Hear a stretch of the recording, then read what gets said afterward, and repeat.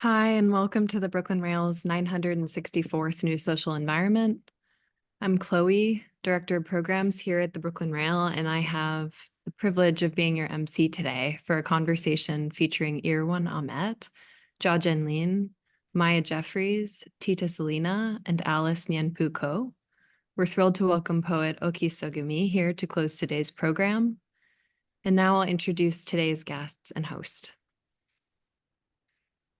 Jia-Jen Lin is a Taiwanese-American artist based in Brooklyn and Berlin. Lin's practice explores human experiences and how they inhabit our bodies despite different space and time. Tita Salina and Irwan Ahmett are an artist duo whose tactical, interventionist approach is developed in response to living in a megacity of 15 million people and amid large-scale contemporary political power struggles. Maya Jeffereis is an artist working in video, performance, and installation. Her work seeks to expand upon overlooked histories and archival gaps through counter and personal narratives, offering both critical perspectives and speculative possibilities. And our host today, Alice Nien-Pu Ko, is a curator and writer on contemporary art, film, video, sound, and interdisciplinary projects. Her projects focus on how art creates a space of mediation, reevaluating histories and contouring modes of perception through alternative aesthetic forms. And with that, I'm going to pass it over to Alice to get us started.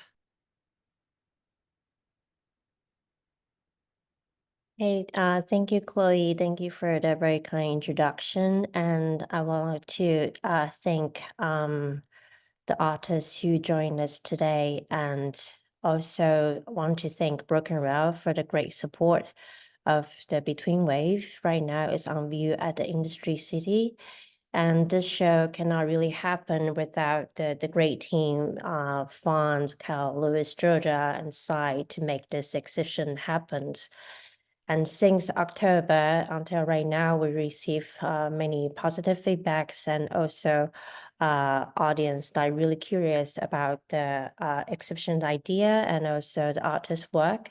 So I do hope to take a chance in today's talk to introduce the artists and the idea of the show. And also today we have wonderful artists from Asia and also here in the United States to join us for the conversation. And this is a great opportunity for us to engage with the conversation. And I hope before we start, I want to encourage the audience and the participants in the talk today. Feel free to raise any questions, leave in the comments and also the feedbacks, because it will be wonderful to have your ideas and engagement for the later discussion today.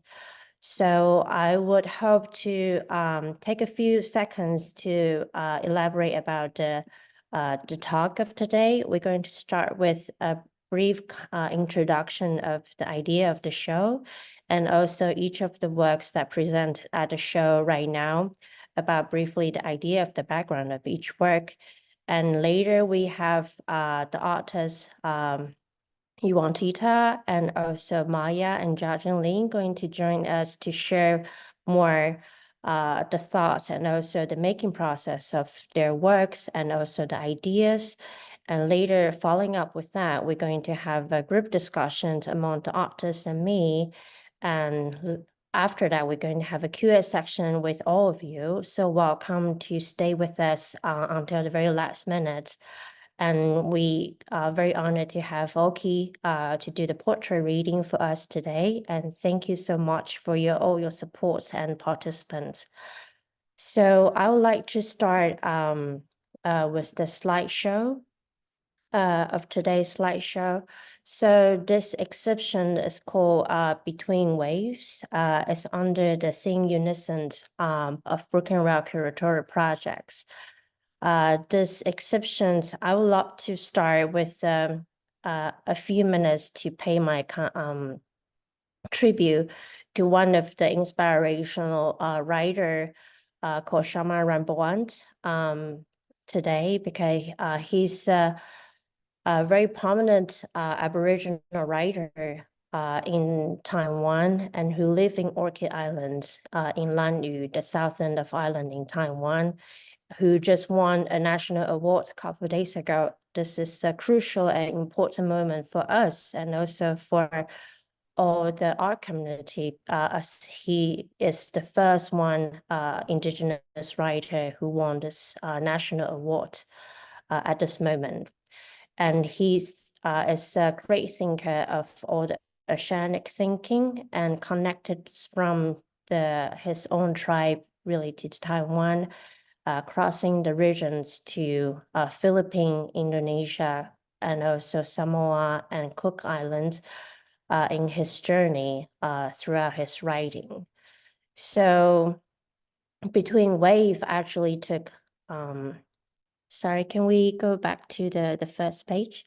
So the Between Wave actually took many inspiration like shamans and also the indigenous thinker from Pacific regions to rethinking about what island history could connect with us all, and how the ocean as a mediation space could connect all of our memory history without talking about the identity of national borders, but talking about island as a whole.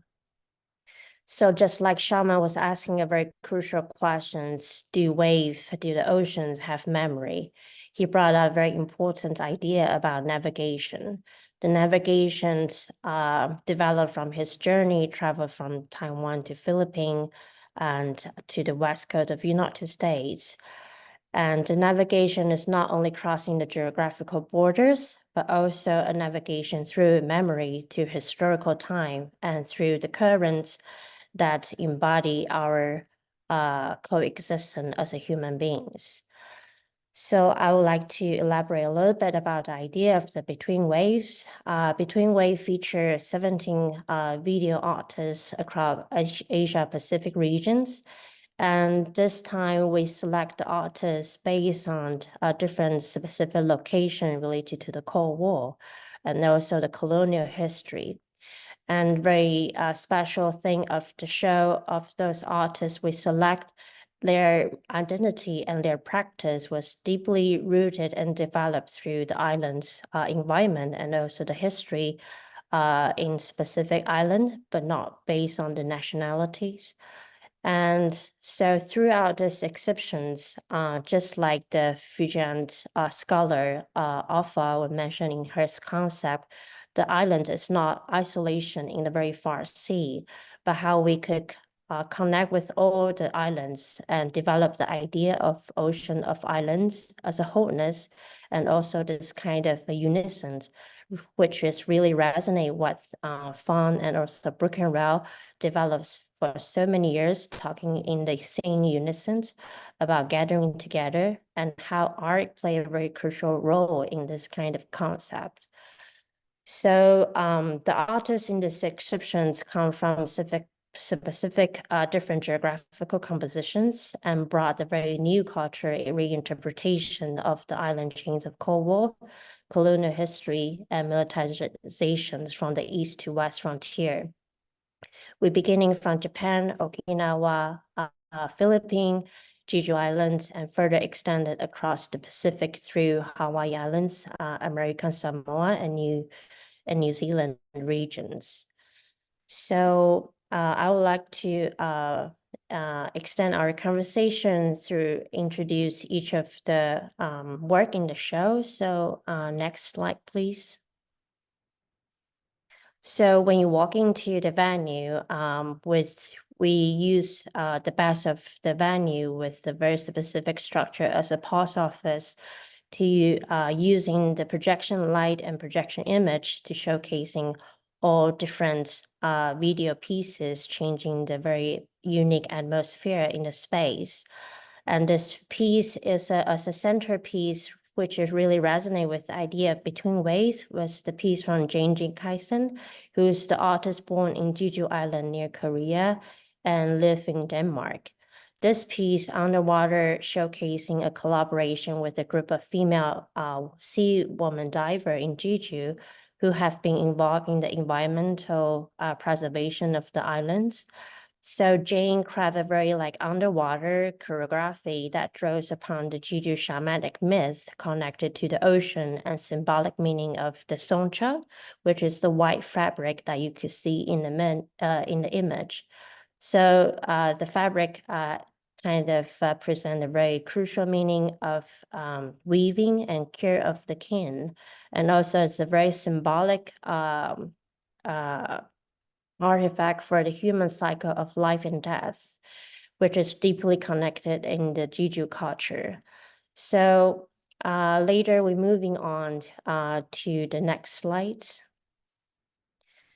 So after the offering co-embrace in 2023, the next projections showing together is her projection piece called Hamand. It's also as a collaboration with the 8 women from Jeju Island, most of them in their 60s, 70s, and 80s.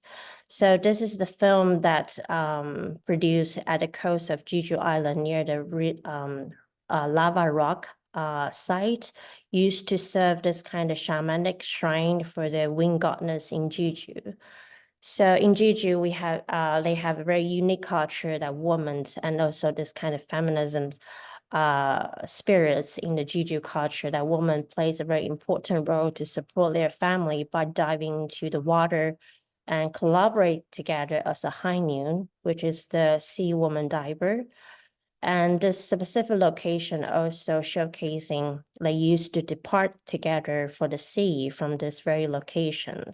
So this title Haman also refers to a spiritual aspect of shamanic goddess in Jeju. And also the Haman also is a word as a grandmother and respectful form to address for a woman. So you can see in the image that all the collaborator performance like careful, folded, and also touch about what we discussed about the songjin, which is the white fabric associated with this kind of female labor and symbolic of cycle of life and death and the human connection to the spiritual world. For Jane's, her practice always connect with this kind of oceanic thinking surround with Jeju Islands and among many other locations near Jeju. For her, the video and also the ocean is more like a mediation space to reconciliation for the historical trauma and also the healing space for all of us to connect together.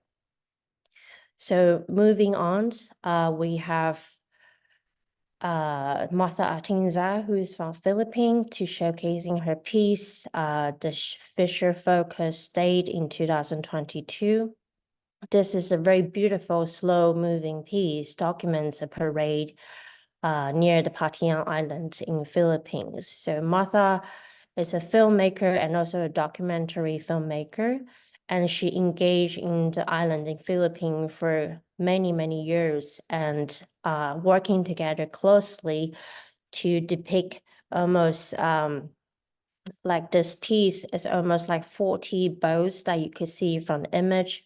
This piece is more like a picture moving slowly without any sound, but looking into the image, you could see those boats and those fish focus decorate their boats with flower, fish net, and shell, and with the name of the island themselves, and across the navigate through the ocean's view. And this is a festival held following the earlier St. John Festival. Fishing boats of various sizes joined the Fish Folk Date in 2022.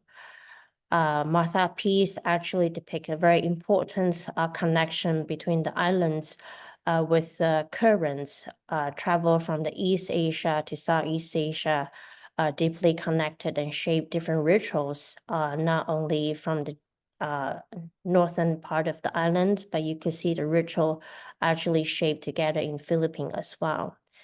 So moving to another slide. So like many islands across Philippines, the Patian Island is subject to the ideas of the modern development and the further process of wealth accumulation by the local and regional elite. And also they're facing a very struggle with the environmental issue, which is Martha's focus for long-term projects. This piece is called Antido, showed together with the TV monitor near the projections piece. I was talking about this Christianized animist festival. And this interesting of this festival, they deeply provoked by different kind of current events, experience like the typhoons and this kind of a boxing match, and also war on drugs and this kind of labor migrations. You can see their performance and this kind of dress up costume and decoration in this piece, slowly walking across through the camera and around the neighborhood. So moving from Martha's piece, we moving from Philippines to another piece that showcasing in this show is from Malaysia artist collective called Pancrasulap. They are famous using the woodcut print as an art form to gather and collect people working together as a kind of a statement and representation of solidarity. So most of their piece are using woodcut print, and most importantly, every time they produce, they collaborate closely with the residents and the local villagers in Brunei near the Malaysia.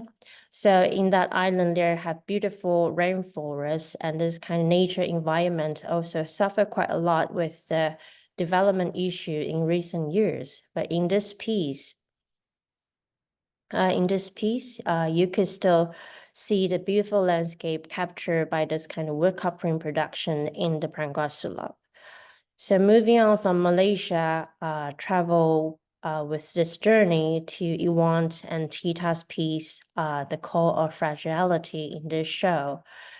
Irwan and Tita is a long inspiration for me for their practice, not only for this piece, but also for their idea and critical thinking about the modernized history from Southeast Asia, but also how they connect with East Asia as well.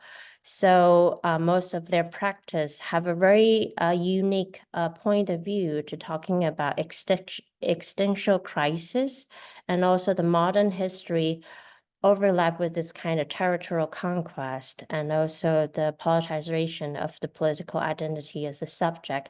But in their most of the practice is deeply rooted with environmental concern, and how we think about environmental issues by looking back into the island culture, and also the connection with the earthquake and volcanoes rings, and how the environmental shape our points of view and thinking, and also this kind of nationality development in Southeast Asia, and also in ourselves.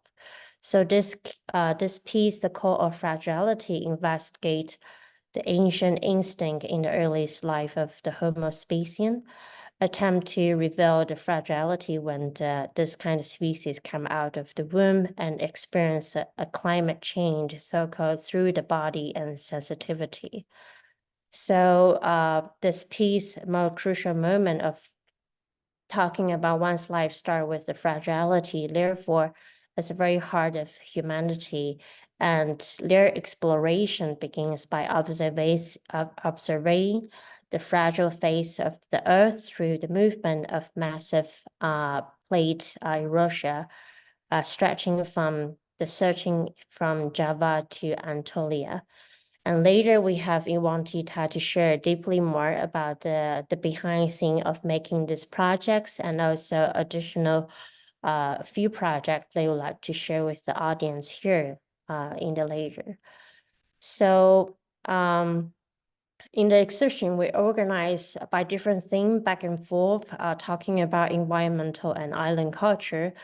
And in this specific space, we arrange most of indigenous artists were talking about island culture and history in the Pacific regions, starting with the installation view of Zhang Man. And she is the one of the indigenous artists from Taiwan. So in Taiwan, we have 17 indigenous tribes in Taiwan based on the scientific studies right now.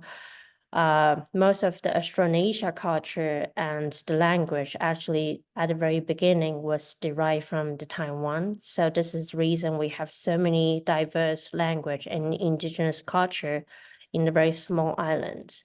John and Manpi is looking into the colonial history in a very unique perspective by searching the history of snails. So this project began in 2009. She investigated about the root migrate of the giant African snails.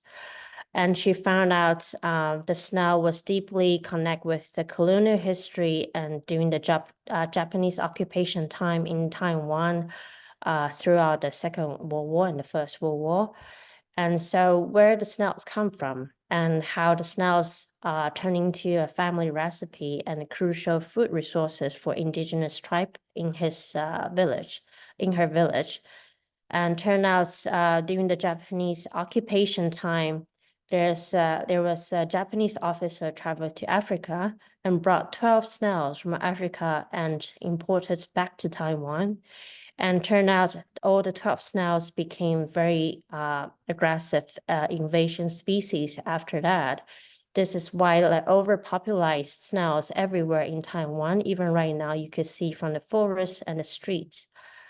So John's looking into the snail roots, mirroring this kind of empire colonizations and the roots across the global, from Africa to Singapore, Malaysia to Taiwan, and to further to Pacific regions. So as John's began this kind of learning, deep into the indigenous Taiwan tribe recipe from her mother, the series draw inspiration from this kind of cuisine, cooking the snails as a medium for understanding the history of island and tracing its relationship to the world. Moving on to another artist in the show, it's Yuki Kihara, the artist from Samoa, present this beautiful installation called A Night to Remember in 2022. And inspired by a black and white photograph that you could look into, this image was taken by an unknown New Zealand photographer, capture a very important moment in Samoa, the first Fa'afafine beauty pageant held in 1983. Before I elaborate further, I would love to share a little bit information. What is Fa'afafine? So in the indigenous tribe culture over there, they have third gender and fourth gender from a long tradition. So the third gender is called Fa'afafine, which is born as a man and recognize himself as a woman. This has been a long history and struggles among their tribe and local community. So Fa'afafine were facing deeply discrimination by their own community as well, and most of them was living around the coastline. So every time when the tsunami hit, they are the one community that suffered the most. And this picture represent a celebration moment for Fa'afafine gathering together and dress up like the Hollywood movie star to have the beauty pageant in the 1983.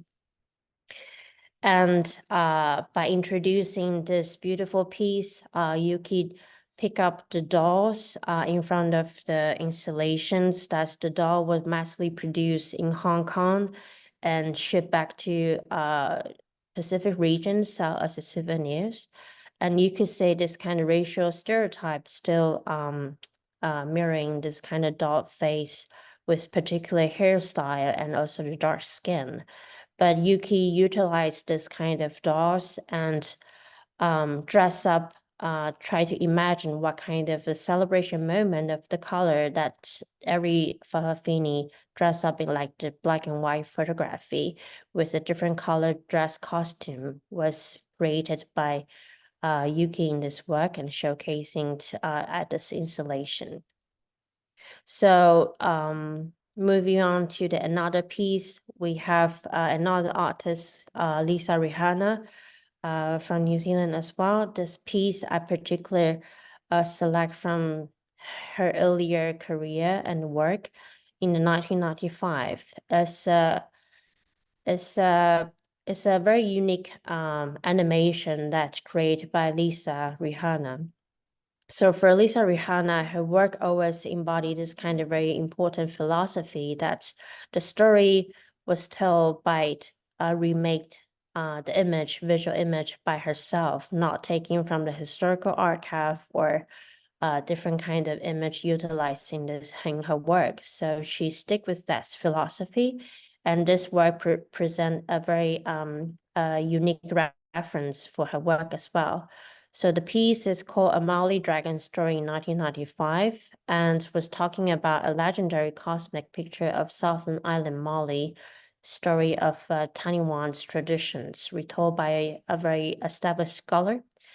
And the story is revealed through the movie image puppets and an animation created by herself, Lisa Rihanna, and the sound particular play a very important role to reveal the history. So there's no dialogue and conversation, but it's a very pioneer work in the moving image to talking about the Maoli and their mythology and their life story in her piece. And moving on to later, I'd like to share Maya Jeffereis' work, and she's also joined us today. We're going to share more deeply about the production, also the idea and thoughts behind this work. Maya, this piece was deeply inspired for me in this project. This particular video work is called Fires Falling from Distant Zones. And so in that specific space in the show, we arranged particular different kind of artwork, try to ask very important questions like what is listening and what is critical point of view when we talk about the folk songs related to our memory with the islands. In this particular piece that Maya created in 2023, utilize different kind of family footage and also Thomas Edison film depicting the Hawaii Islands, tracing her roots, family roots back to from Japan migration to Hawaii, working at the sugar farm, and particular using this kind of fragment in this video footage, you could see this kind of migration routes travels together with the image and this kind of a profound idea of a certain diaspora inspirations that Maya could elaborate a little bit later.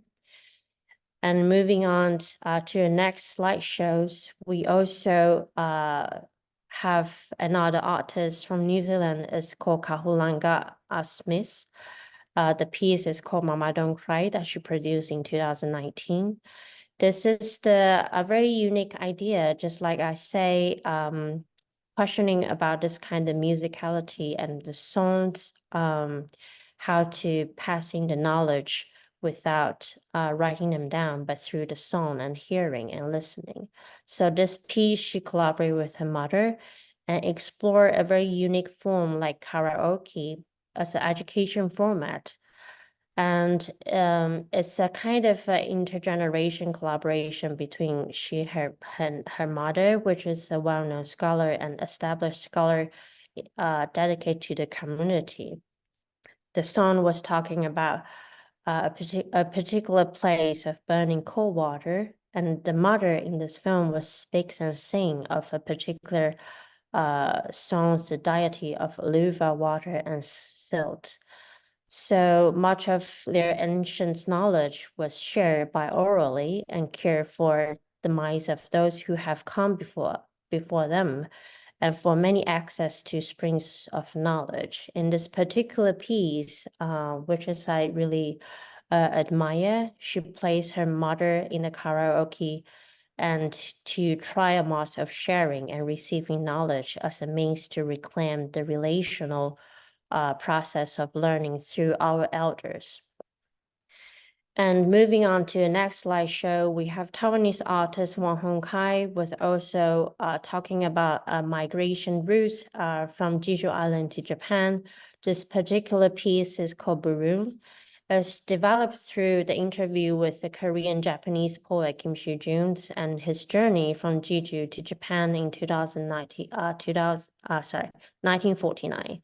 So after with the political suppression and the massacre happened, this piece was tracing the routes that he escaped from Jeju and moved to Kobe in Japan, and using the sounds and also the nature sound recording in this sound installation by asking the questions and what is the togetherness or kinship could begin to distribute and move in the form of air, breathe, gas, and energy. And also what is the critical listening when we look into this kind of the history of migration and follow the Kim Soo-jun's memories and travels from Jeju to Japan's all different kind of song related to the memory and this kind of migration routes. Moving on to the next slideshow. So in this show, we have so many layers. We're talking about nature, environmental issues. We're talking about Pacific regions, islander culture, indigenous history, identity, but also a very critical point when we talk about islands and how the island connects us together. We also cannot avoid this kind of very hard and struggle relationship during the Cold War time when the U.S. military built up the U.S. Army base based on different kind of island strategy during the Cold War. So starting from Okinawa to Jeju and further to Philippines, we have different kind of islands infrastructure built by the U.S. military and shaping a very struggle history among those islands.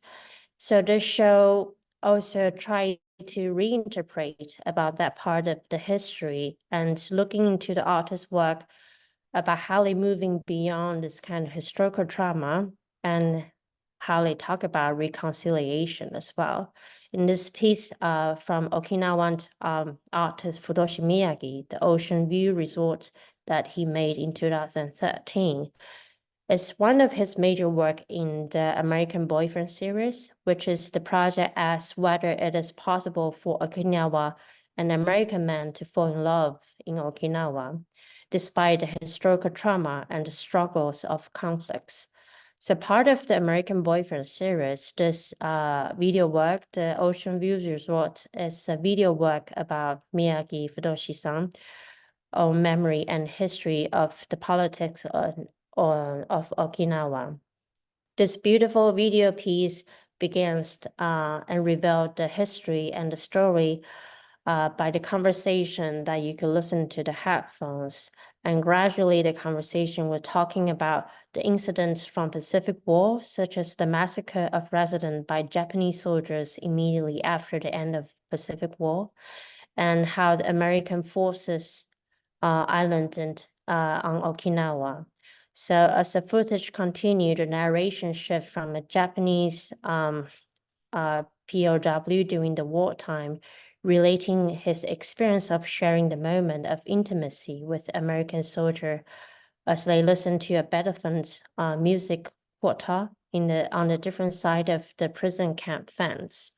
So for me, Futoshi Miyagi presented a very poetic way approach in another generation of Okinawan artists to talking about the history in Okinawa and how to move beyond the historical struggles.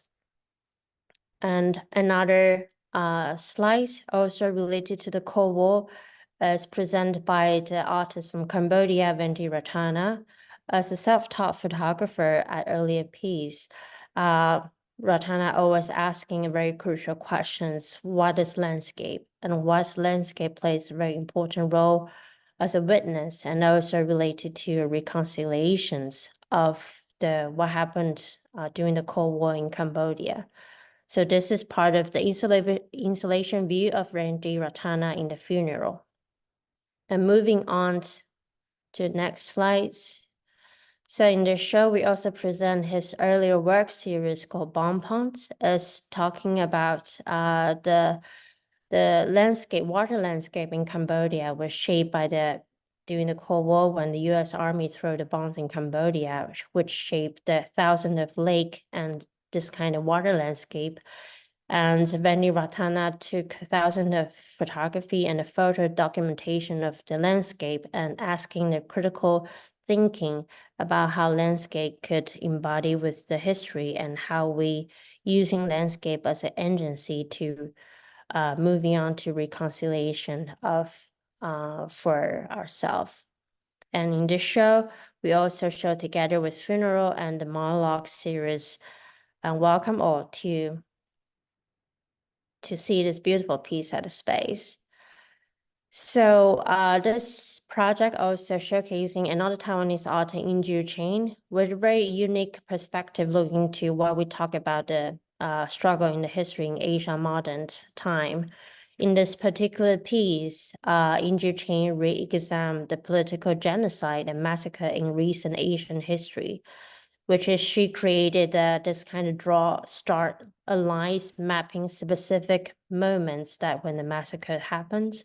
So in this installation, you could see the 5 historical events and the massacre from the Kinmen massacre in Taiwan, Songqing massacre in Singapore, and Khmer Rouge genocide in Cambodia, to tracing the cosmic astrology of planets and the time, asking this kind of unforcing questions to particular moment in Asia history. And in talking about another perspective of the show, we invited Japanese artist Leiko Shiga to present her piece related to the Fukushima incident happened in 2011, which also is an ongoing struggle for the local residents in the north end of Japan. And she created this beautiful video piece, which is just won the Tokyo Contemporary Art Award earlier this year. In this piece, you could see the people walking the coastline blindly and cannot see the future ahead of them. And also the 2 photography walls that depicting this kind of machinery that wrecked by the waves during the Fukushima earthquake and tsunami happens. And later we might be able to talk about a discussion later about her piece. So Yu Su is the Taiwanese artist also questioning about the contemporary issues about the water related to the semiconductor factories in Taiwan. By looking into this kind of particular military or geopolitical history of the semiconductor industry in Taiwan, she also provides a very unique point about how the water related to this kind of semiconductors factory production. And another artist, Liu Yu, also using her video piece animations to talk about the interconnections between the United States and Asia by looking to the history of gold rush at the west coast, at the west of the United States. And so after the gold rush, a lot of Chinese, also including Taiwan's mining laborers, moving back to Asia and starting to another industry of mining, which shaped deeply the development in certain city landscape. So this piece was talking about that part of history. And later we have Jia-Jen Lin, who is also going to join our discussion later. Her piece also is talking about a serious sculpture that she developed through the pandemic, talking about the Asian Americans' migration memory and fragility and vulnerability through this kind of abstract sculpture-like work. Later, we could engage with Jia-Jen for more idea about the work later for the discussion. So very much of the talk from my side, I would love to take this moment to welcome Irwan and Tita from Indonesia to share the ideas of their work. Sorry. Can we go back to another piece? So I would like to make the conclusion by introducing Jia-Jen Lin, the artist who based in New York and also Korea. Her piece using the video projection to shape very abstract forms as a passage and a journey through this kind of very abstract way to talking about the memory, the seascape, and also the diaspora issues in a very open-minded, welcomed interpretation of the work. And this is more like the conclusion of the show because the show, even though we have so many political struggles, the show try to invite everybody to join us to the journey to travel to a different island history and landscape. So let's welcome Irwan Tita. Tita, would you like to share a little bit the productions and inspiration of this particular piece, The Call of Fragility? Okay. Yeah, thank you, Alice. Thank you, Alice, for such a beautiful introductions. And also I would like to say thank you for Broken Rail for having us here in the talk, the new social environment. And also, Alice, we really appreciate that you invite us to participate in your exhibitions, really beautiful exhibitions, Singing in Unison Between Waves. Yeah, hello, everyone. So good day to everyone in New York or around in US, and good evening for everyone in the Southeast Asia. It's almost midnight now here. So I hope everyone is doing fine. I would like to introduce myself. So my name is Tita Salina. I'm from Jakarta, Indonesia, and with this piece, I collaborate with Irwan Ahmett. He also here, but currently we are in a different city right now. So he's in Ciamis in West Java. So so the Call of Fragility is actually a commission works for the 17th Istanbul Biennale last year in 2022. This piece was produced when the COVID-19 pandemic time was almost over, where things got normal slowly and we could go out and traveling again, which I really, really appreciated right now. So we optimized the opportunity and we decided to explore the island of Java in Indonesia. So Java Island is one of the 5 biggest islands in archipelago of Indonesia. We have around 17,000 islands. So within this opportunity to produce this piece, so we would like to see Java in a new perspective. So Jakarta is in Java Island. So one of the reasons is both of us were used to see things or looks for something or search for some things outside Java. But actually Java has a lot of context that close related to the global issues, especially the fragility that it is facing right now.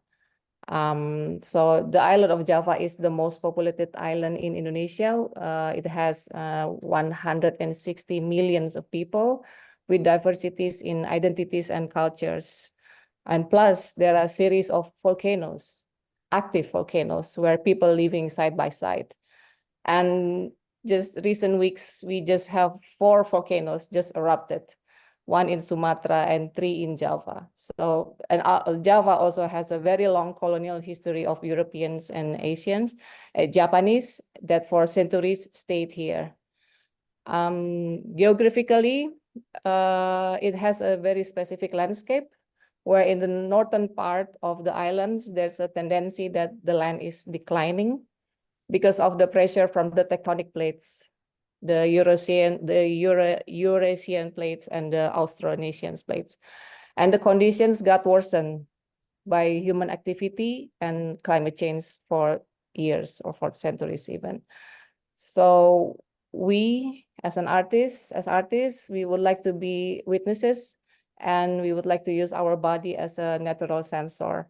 So we paid a visit to several regions in Java and put questions to ourselves. What did we get as species from this journey? And we learned that many species in fragile conditions produce and use calls. For example, like birds or primates when seeing predators, or when they seeing for the mating seasons, or mammals when in dangers, and including us, human, Homo sapiens. For instance, like what's happening right now in Gaza and Rohingya people from Myanmar who seek refugees in Indonesia, that unfortunately we kind of like rejected this idea. Or even volcanoes produce calls, or even the sinking islands, if we can talk like imaginatively, like might produce sounds of calls from the sea stream that was before hitting the islands. This then what makes us interested to the cause of fragility in today's conditions, and we collected the sounds of calls from different locations, different environments, and different elements. We also have seen evidence of species extinctions. In some parts in Java, for example, we can find fossils easily, like scattered along the rivers, for instance, or in the rice fields. Whether it's small or big animals, mostly animals, then later on we after a lot of finding objects about the fossils, about the species extinction, we then consider it might be a sign. And if we see the signs nowadays, it is not impossible that the extinctions might happen again. So the call of fragility is actually the first chapter. We would love to continue to the second chapter, but we are still searching for how is the call of fragility expressed. I think in my part, that's all. Or maybe Irwan would like to say something or add something to my explanations. Thank you. Thank you, Tita. Yeah, I think it's perfect, Tita. You deliver perfectly. So Yeah, Irwan, so maybe we could moving on for Maya, and we could invite Irwan for the later discussion with the audience here. Thank you, Tita, for very great sharing. And Maya, would you like to start to introduce some of the ideas behind the works? Yes. Hi, everyone. Thanks for being here. I'm really grateful to all of you for being here, and to Alice and the Brooklyn Rail. The show is really special and beautiful to bring together these artists from different island cultures and oceanic history. So I'm glad to be here. My piece is called Fields Fallen from Distant Songs, and it's loosely inspired by my family history. My great-grandfather came from Hiroshima in Japan and worked on sugarcane plantations on the Big Island in Hawaii in the early 1900s. And I was interested in this history of migration and also of the kind of plantation system and settler colonialism, how all of these things were intertwined on the island of Hawaii. And I learned about these songs called Hole Hole Bushi, which are Japanese folk songs that Japanese women, immigrant laborers sang and created on the plantations as they were working in order to kind of keep the rhythm of their work. And the songs exist as this wonderful archive that privileges the voices of women, immigrant workers, which we very rarely hear, especially from the 1800s and early 1900s.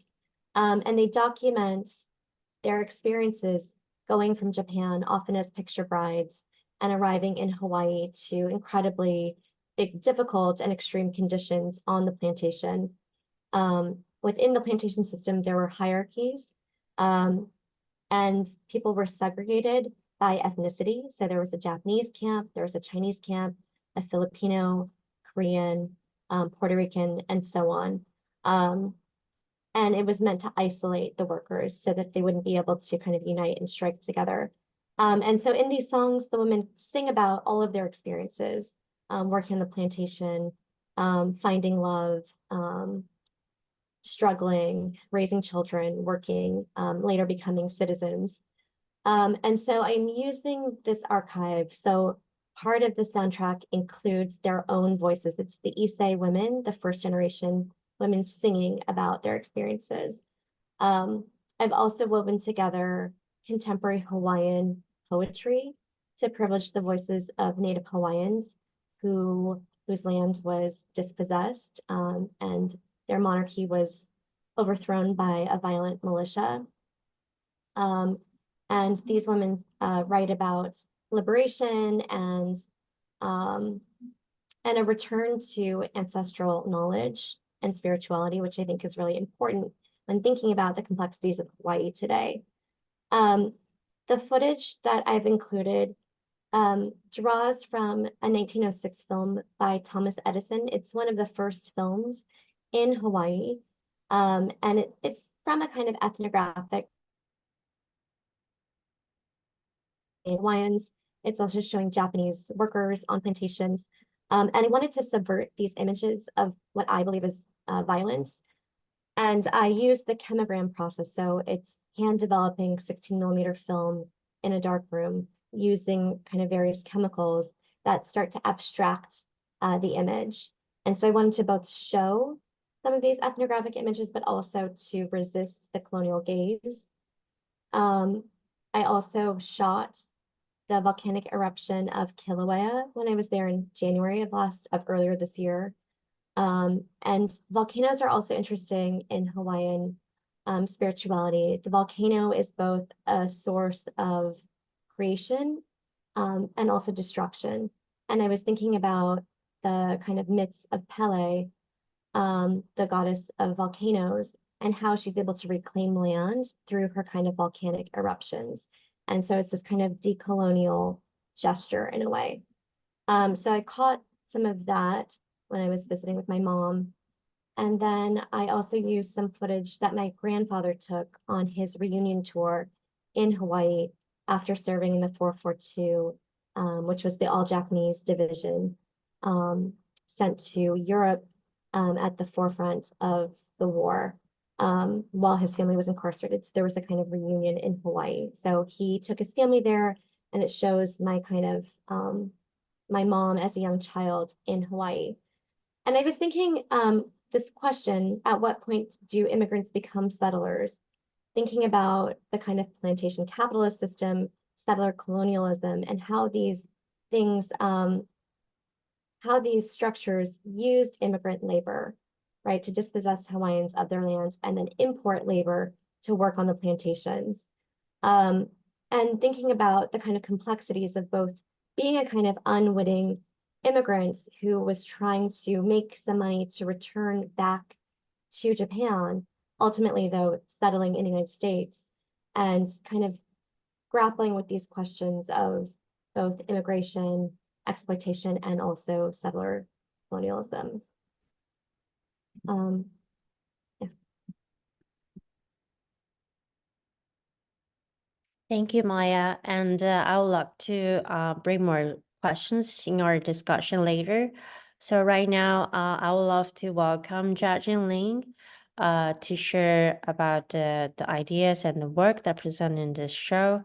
Jia-Jen, would you like to talk about this beautiful sculpture that we present at the Between Waves? Sure. I couldn't see the slides. Sorry, I'm bringing the slides back. One moment. Here we go. Can you all see now? Yeah.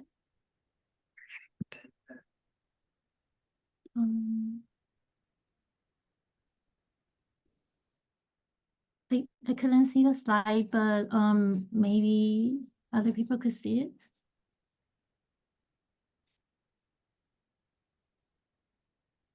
But anyway, hi, I'm Jia-Jen Lin. So spelling Jiajenlin. So I was born and raised in Taiwan, but I have been living in the US for almost 18 years. So by listening to all of the great inspiration from this exhibition, I feel like I probably would be sort of example of the modern migration or modern diaspora as a Asian in America and later become like Asian American. But I still feel very much connected as the islander, which is where I'm from. And then now I'm living in this big continent where I'm learning a lot of more like different perspective about different cultures. So yes, so this series of sculpture like showing this exhibition was made during the pandemic, and then so at the time I was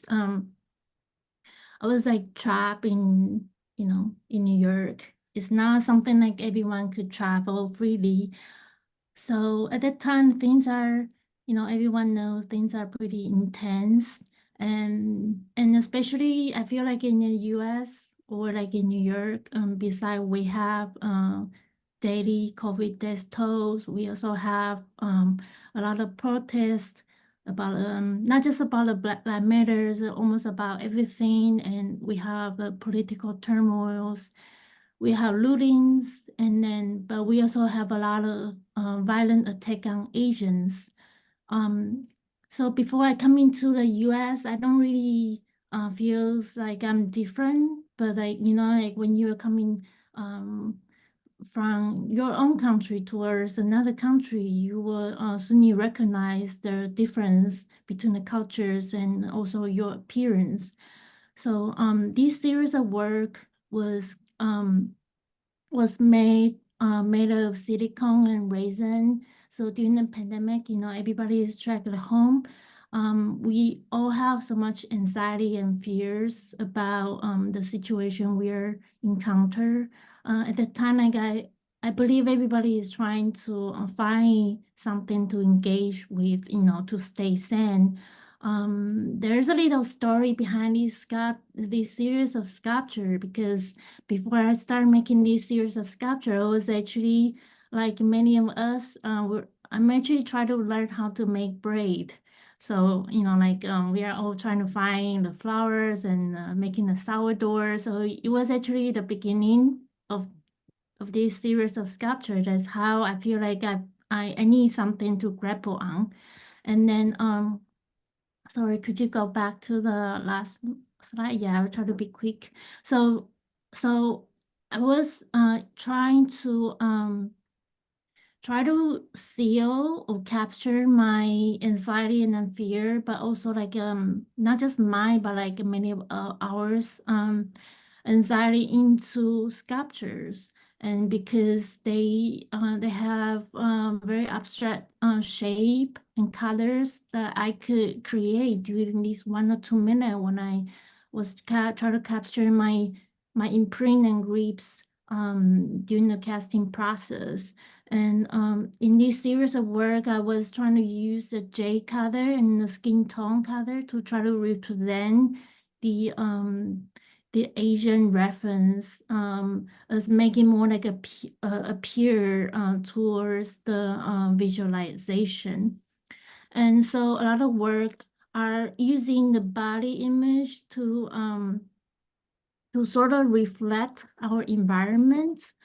And so they're not always pretty, because I feel like as a receiver, as a physical receiver, there are so many events and violence and a lot of emotion that we need to process through our physical, but also psychological mode. So they all look like a deformed body.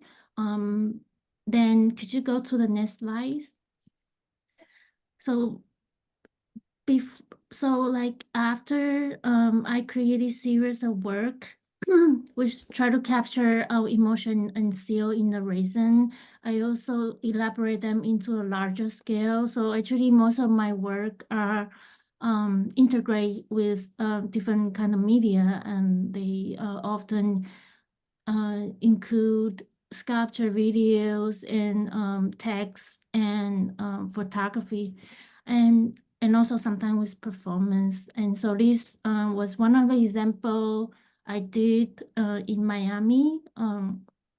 So in this exhibition, I try to think about the human condition in general and how we find our foods, within this unprecedented period of time. And then so I was trying to creating a setting like look familiar but like a little bit unfamiliar environment.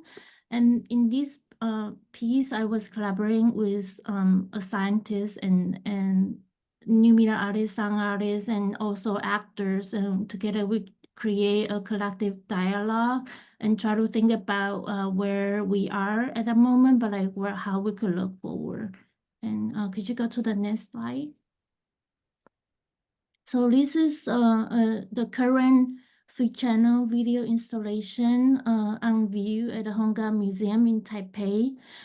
So I got a chance to visit Svalbard in Norway. So it's actually a group of islands in a very northern area and in the Arctic Circle region. So it's not that many people you would encounter when you are trying to explore the landscape.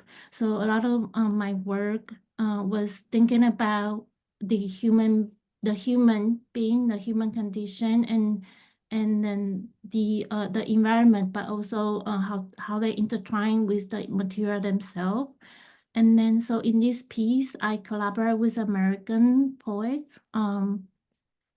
Lori Glover, so she wrote poems during our trip together, and then I was inspired by her poem. I try to capture the fragment history and how the things are constantly changing while we're trying to memorize the scene. So as you could see, so it was a film made in during our trip, but I also try to recompose her text into this 3-channel and try to look for the interaction between the different elements. So yeah, if you have any more question, I'm happy to answer later. Thank you so much, Jia-Jen, and really appreciate you talk the ideas of the work that in the projects, and also several one related to the idea of your practice and also the show. I would love to take a few moments of the time and asking a few questions before we open to the audience. And I hope we could have a discussions because this is a really rare chance for all of us gathering here together. So I would love to go back to Irwan Tita a little bit. I remember before developed the idea of this project, I have a conversation with Irwan to talking about the project of the call of fragility. And I was deeply touched and fascinated when Irwan was talking about the story specific related to sound, even though we see the slideshow is more like image-based, but the sounds that Irwan shared with me, talking about the recording of the baby volcanoes and other volcano sounds, and also different kind of sounds really provide very intimacy sense in the work. And this back to the title of Call of Fragility, I'm wondering if Irwan and Tita, would you mind to share a little bit about the making process related that the sound of recording and how you interpret the sound related to what we're talking about this piece. And also another question I have to ask, like, the most inspiration projects that I learned from you is the research projects called the Ring of Fire that began from, I believe the Ring of Fire is beginning from 2014 or earlier. It's quite a long-term project that's research about the volcano rings. And it's deeply related to the ideas of the show as well. And also it's presented a kind of way that you really engage yourself in the research process. I'm wondering, can you share a little bit about that part of the idea? Hi, thank you, Alice. Such a nice question. I have to think to answer this. But first of all, me and Tita are not really specifically a sound artist. So we use sound as only the medium. It's a triggering by the natural phenomena. In 1883, it was the first, could be loudest sound ever recorded or heard by human histories when the Krakatoa erupts, and also not only produce the sound but also the barometer or the air push to create such kind of phenomena until travel third time in our planet. So this kind of natural is kind of very brutal at the same time. But also I feel like moved by visiting that site again. And the more I visited to the site, the more I fallen in love with the Krakatoa. Because actually the real Krakatoa, it's already collapsed for 2 times. So, and now it's grow, the new baby, it's around 200 to 300 meters high. And this baby very violent as well. So we're thinking to adopt as our child. But unfortunately, the location is not too easy to access. And also to observe what happened in that islands, the small island is not only access for the volcano, but the species try to colonize to survive, to being collaborate, even to eat each other. It is kind of the microcosm of our planet. And also to see the shortest time how our islands form. And also in this level, I always thinking deeply about we human almost could make everything right now, even going to the space, but I think we cannot domesticate volcanoes. So for me, this is a good to keep this relation with the volcanoes. And again, this kind of sound haunted me. And of course, my goal achievement is try to close as I could with the volcano itself to get much better record sound. But I'm not really expert in the geology. Sometimes I too careless to myself, and then I have to really learn more about the behavior of the volcano if I really want to capture the best or maybe the perfect voice or the sound come from the throat of the earth. And this also triggering me to see what the kind of the impact of these volcanoes to the diversity of species. For example, the existence of orangutan. We have 3 species in orangutan, and in Sumatra itself, 2 species orangutan. We can learn the sign of migration from them because of natural disaster. So these 2 species, different characteristic, different, they adapt to their environment, but also create such a specific sound to communicate in a very basic way. I think today it's very hard to talk with the humans because humans are super liars, and also it's getting complicated to understand the language. But to the primates, that we could learn what is the meaning of the humanities. So I learned the communication and deep relation, and I think we will. I feel more very feel that humanity is something that really care in our daily life. And yeah, and for the Ring of Fire, it's almost 10 years right now. I hope I could make something more to compile this journey with Tita in the last decade. So I think the Ring of Fire, it's I mean, there is such kind of old history that people have a holistic relation with the volcanoes or the mountains. So For example, in the many big events like the early Cold War or the decolonization of Indonesia, or maybe even the arrival of a core European in Java, is always give a property, and the property always get assigned from the activities of the volcanoes. So when the volcanoes erupt, this could be some big events will happen. And like Tita mentioned before, like in the last month, 5 volcanoes erupt. And I think I start to doubt to that old property. Maybe volcano, it's already absorbed the bad energy from humans because we treat badly to other species onto human itself. And this is also makes me more would like to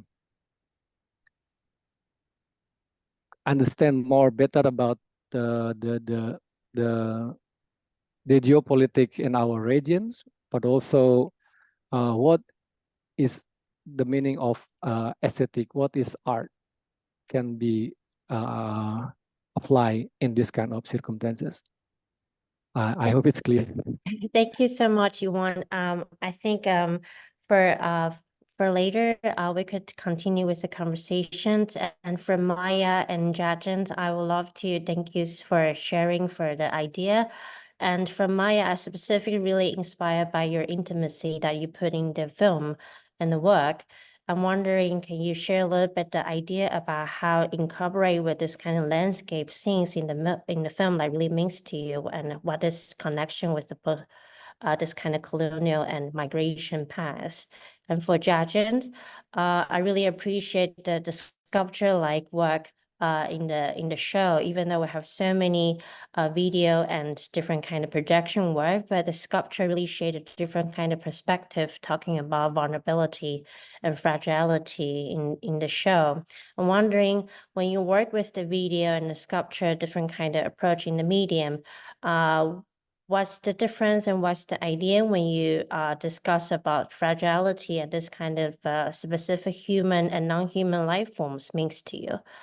And after the answer, we also want to also share a little bit the question from the audience as well.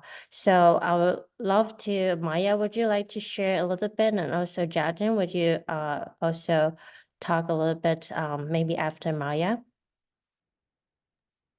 Sure, I can talk a little bit about relationship to Leon.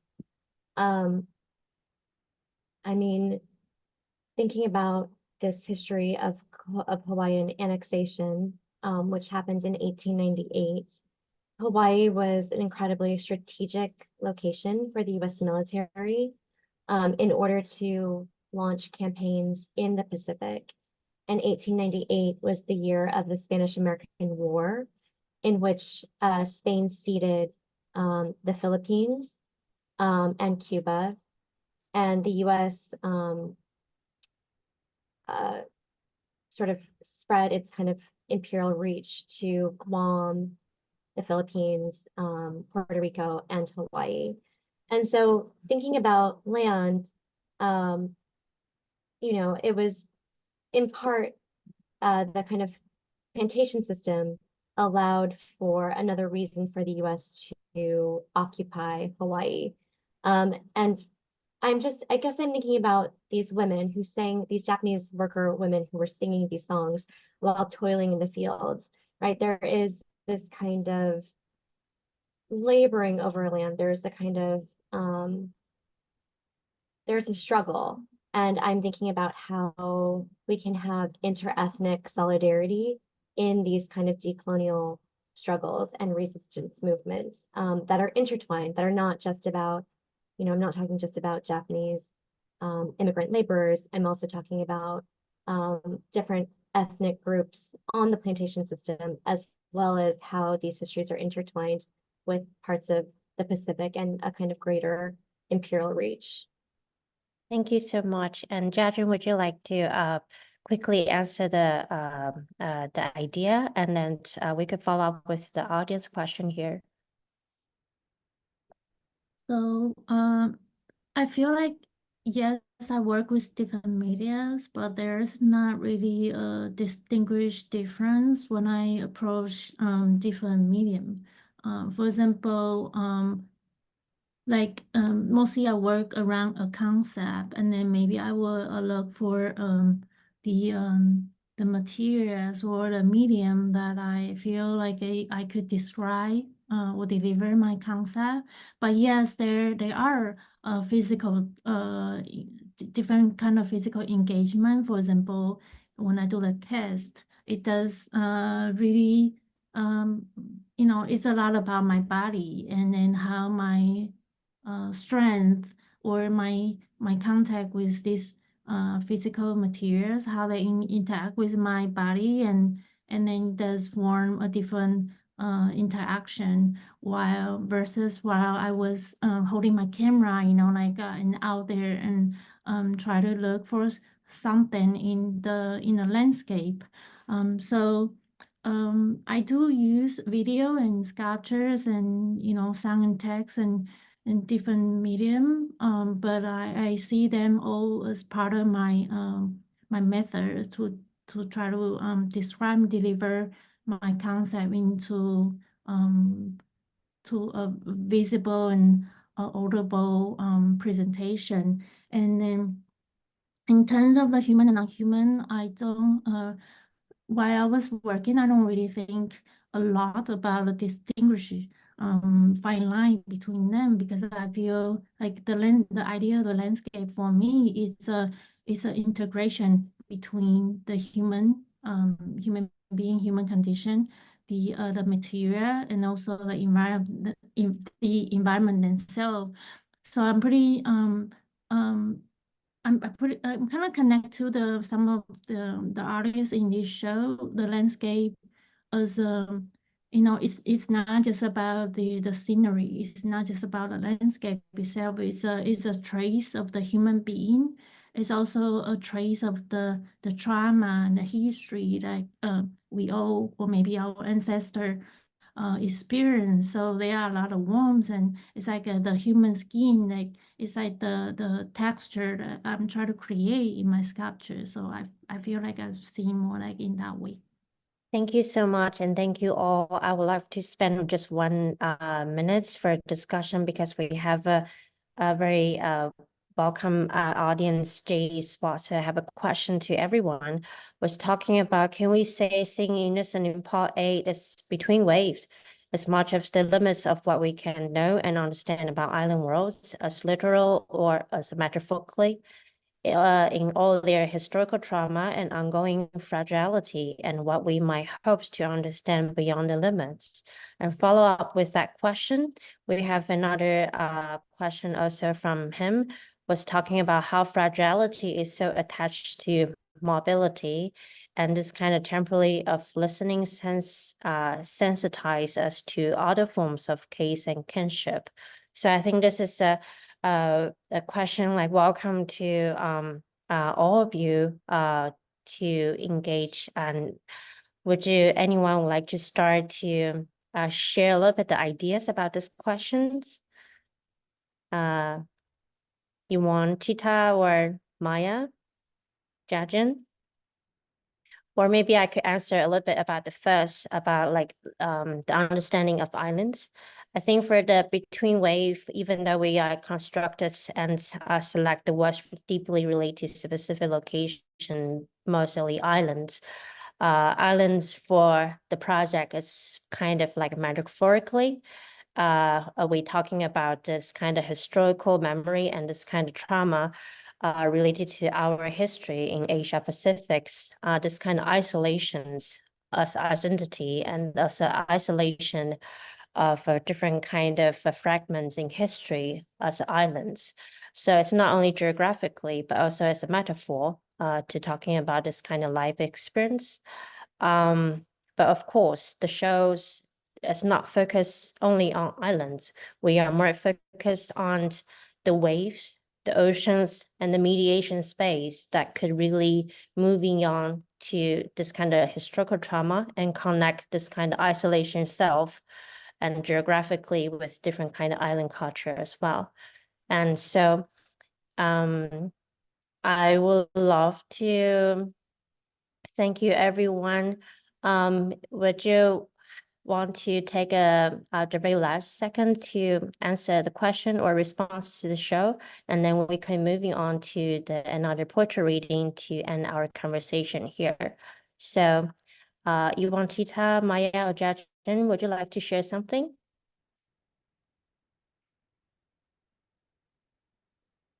I can share. Hi, thanks for the question. Part of my understanding with the question might relate to, these kinds of historical uncoverings, but also how do we think about the future? And I would say that in learning about the Hawaiian plantation system, there were moments of solidarity between workers of different ethnicities who came together despite having language barriers, in order to fight for better wages and working conditions. And they were sometimes able to achieve that, but really only they were able to achieve it together. And so I think of that as a model. How can we look to the past and different solidarity moments in order to also come together as we're seeing strikes and unionization efforts happening all around this country. And then I also think about how Indigenous knowledge can help us to understand a more sustainable future. For example, Native Hawaiians don't historically own land. There is stewardship over land, right? And everyone gets a kind of portion of the land under these chiefdoms from the mountain to the ocean. And everyone, it's sort of self-containing, everyone has everything they need to exist. And so how can we look to stewardship as a way of protecting the land as opposed to, exploiting it through military campaigns, through bombings, and different tests and drills that happen on the Hawaiian Islands, instead of the kind of tourist industry that really drains resources away from Native Hawaiians. So yeah, I think about kind of ancestral knowledge as a way to envision a better future.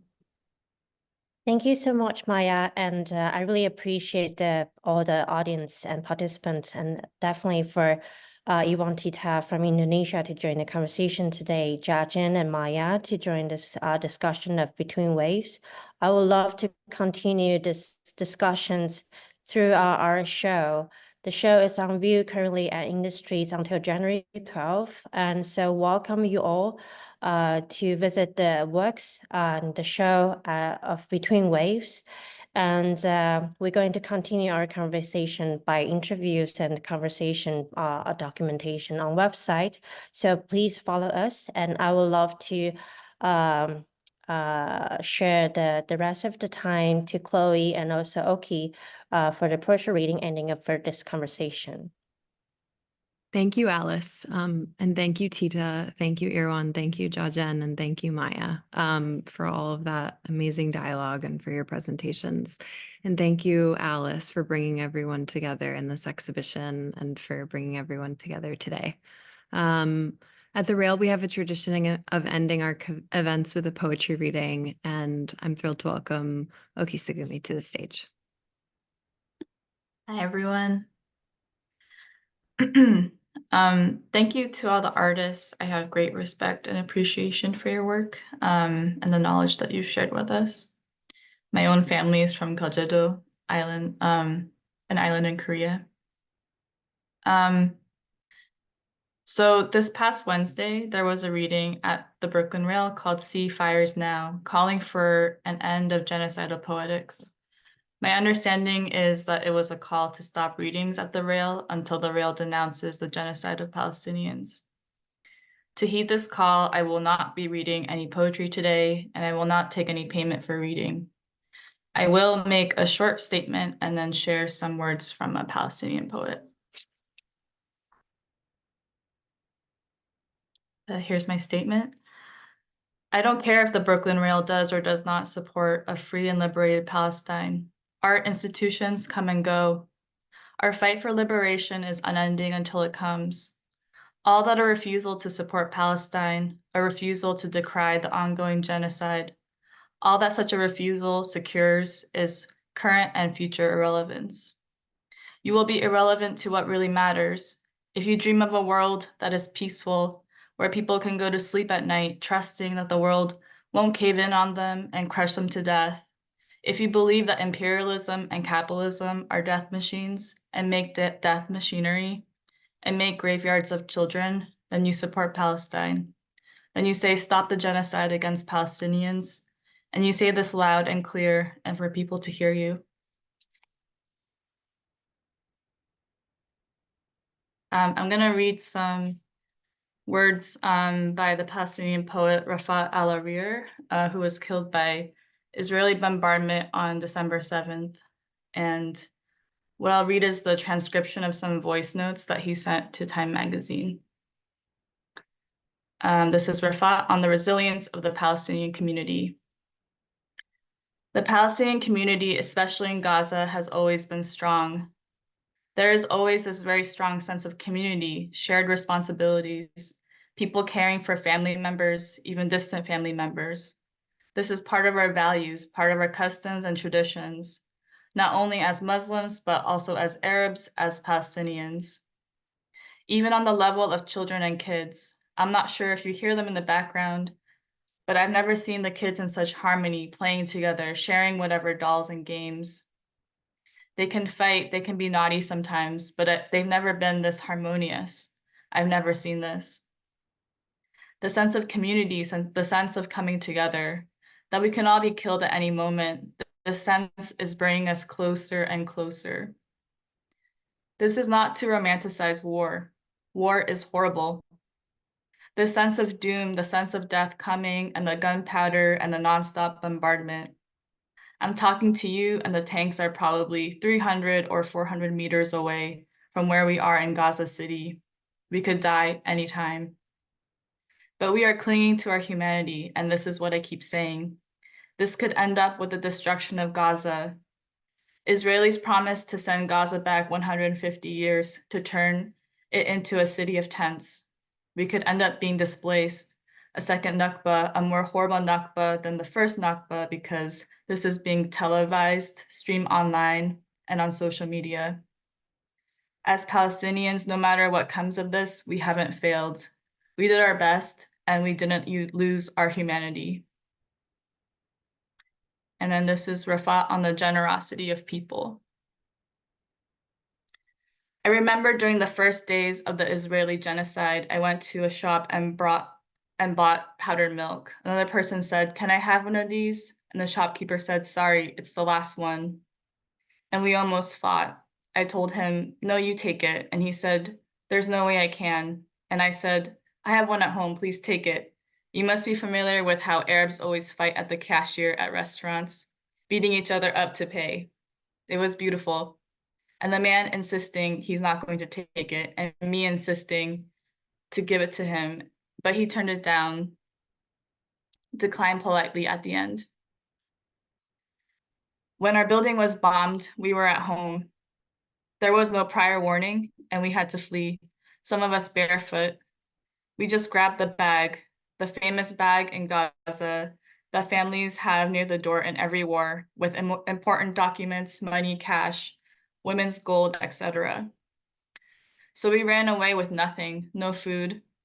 We left everything, the flour, the cooking gas, the eggs, the canned food, and we went with nothing to the school shelter, and people were welcoming despite the fact that there was too many people. It was extremely difficult. We had very little water, very little food. The next morning, people who knew that we were bombed came without anything to eat, shared their stuff with us. That was beautiful. 3 days ago, there was a horrible bombing here. I went downstairs very quickly, and there was a woman with 2 kids, and they were crying. I stopped, took 2 dates, and gave it to the kids. The woman was surprised, and the kids were silent. They were no longer crying. I believe it is contagious. Doing good is contagious. It makes you feel accomplished. It's rewarding in the way you help others, and it makes others help others. And this is what I want, for this to be infectious in the positive sense. I see people doing this all the time. There was another fight I almost had with a taxi driver. You know, in Gaza, you don't just take one taxi all by yourself. It's like an Uber pool. So you hail a taxi and he keeps taking passengers along the way. So one day I was in a taxi and we drove for 5 minutes and there was a mother and her daughter. But before they got in, they said, we don't have money. And without hesitating, the driver said, come. And at the same time, I said, I'll pay for them. And they got inside and he was like, no, there's no way I can take from you. And I said, there's no way I won't pay you because I know fuel is now very expensive. And he insisted and insisted. And of course I paid. This is Rafat on supporting his students' writing. I teach English poetry this term and I have 200 students. I posted an announcement on our Facebook group telling them I'm sorry that I can't help enough. I can't protect them as I should be as a teacher protecting his students. And I asked them to write poetry, Arabic and English articles, and I did help some of them publish articles and pieces and poems as part of my role as a teacher, despite me being extremely under pressure, having my home and my building bombed, and having to evacuate to many places and shelters. I usually summarize my policy as, to quote Hamlet, I must be cruel to be kind, tough love. I tell my students I'm tough because I love you, I care about you, I want you to be better students.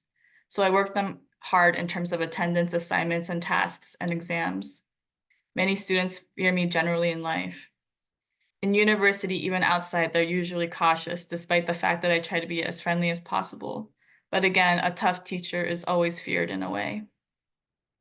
I was queuing at the bakery and one of my students insisted on giving me his place and I insisted never, because Israel made everybody equal. He's killing everybody. He's starving everybody, making everybody suffer almost the same. I would never take your place.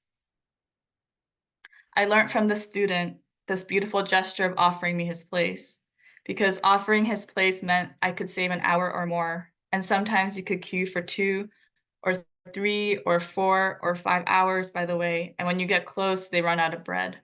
So that's a big sacrifice. Later on, I met another student of mine. I was queuing way ahead. He came, heading back to the end of the line. And I met him and insisted on giving him my place as a reaction to that student offering me his place. He was shocked and he said, no, there's no way. And I said, I insist. Of course, he didn't take the place, he refused. But again, the gesture, the message was there. I'm sure he would do the same for others, learn by example, by role models. Let's skip ahead a little bit for time. The last one I will read is Rafat on the humanitarian crisis. And I will just, when I'm done, I'll just stop my video. The pressure, the starvation, the need for water is making it even more difficult for people to be themselves, to be generous. And I think it's going to grow more and more in the coming days. Hopefully, it's not going to get there. But people are literally starving and rationing. When I was at home, we would ration, drink 1/4 of what we usually do. Now we eat less, we drink less, but it's impossible with the kids. I personally lost like 5 kilos, but I don't care. I can eat one date for 10 or 15 hours. I'm a young man. But how would you tell a kid that they can't eat, they can't have what they want, they can't drink enough? I keep telling my kids, drink less, eat less. Most people, the majority of people, I would say, would buy food enough for probably a week maximum, leaving the rest for others.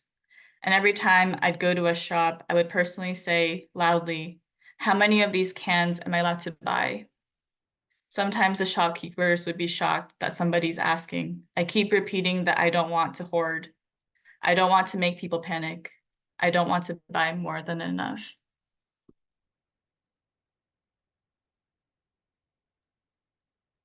Thank you, Oki. Thank you also to Tita. I see the sign you're holding up, Tita. Thank you, Jia-Jen. Thank you, Maya. Thank you, Alice. Thank you, Irwan. Thank you everyone so much for sharing this space today. And thank you for those words, Oki from Rafat Al-Arir. Thank you, Alice, for bringing this group together today and for bringing this show together. Yeah, I think with that, we're going to do that thing where we throw open the mics and let everyone say hello and goodbye as they leave. So bye, everyone. Thank you so much for joining us today. Thank you so much. Thank you, I will- Chloe. Bye, Thank you, everyone. Alice. Thank Thank you, you very much. everyone. Thank you so too. much. Thank Take care. Thank you all. Thank you, Oki. Thank you. Thank you. Great job. Beautiful show, Alice. Bye.